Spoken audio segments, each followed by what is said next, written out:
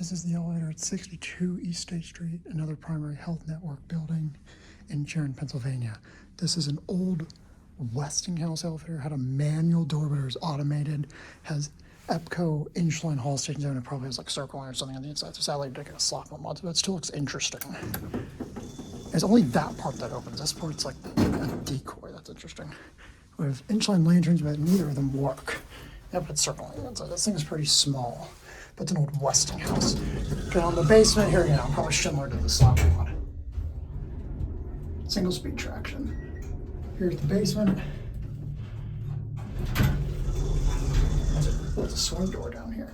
There's a rubber band door operator though, which is interesting. So that itself is probably a mod like the 60s, 70s. Here you go.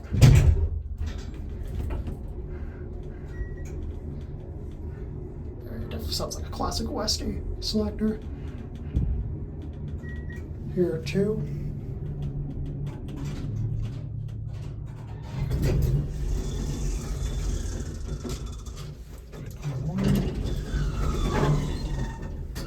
Basic. Old captain's emergency light right there. Classic Westinghouse. It's old. Certificate. Here back at 1. Multiple times level a phone. It's behind a door in this glassed in area.